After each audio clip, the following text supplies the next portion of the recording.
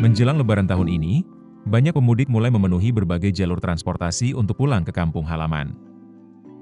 Berdasarkan data dari Kementerian Perhubungan, jumlah pemudik yang menggunakan transportasi umum pada periode 21 hingga 25 Maret 2025 mencapai 4,51 juta orang. Angka ini meningkat 10,3% dibandingkan periode yang sama pada Lebaran 2024. In-Journey Airports juga mencatat kenaikan jumlah penumpang pesawat. Pada periode yang sama, jumlah penumpang angkutan udara mencapai 2,17 juta orang, naik 7,2% dari tahun lalu. Moda transportasi lain juga mengalami peningkatan, kecuali transportasi laut. Meskipun jumlah pemudik yang tercatat sementara meningkat, survei Badan Kebijakan Transportasi, BKT, Kementerian Perhubungan memperkirakan jumlah pemudik tahun ini justru turun 24%, menjadi sekitar 146,48 juta orang. Tahun lalu, jumlah pemudik mencapai 193,6 juta orang.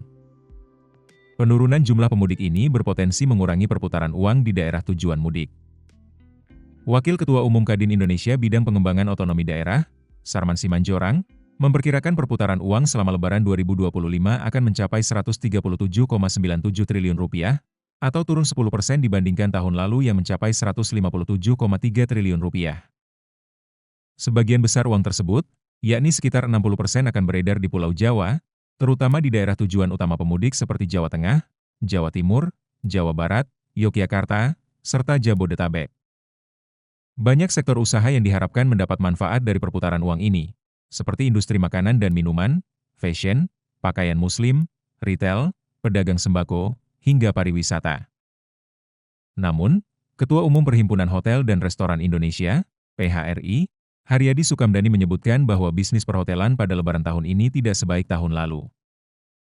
Tingkat hunian hotel hanya meningkat pada hari pertama hingga ketiga Lebaran, kemudian menurun karena masyarakat memperpendek waktu liburan mereka. Sebagai contoh, tingkat hunian hotel di Yogyakarta pada 1 hingga 6 April diperkirakan sekitar 75% sampai 80%, lebih rendah dibandingkan tahun lalu.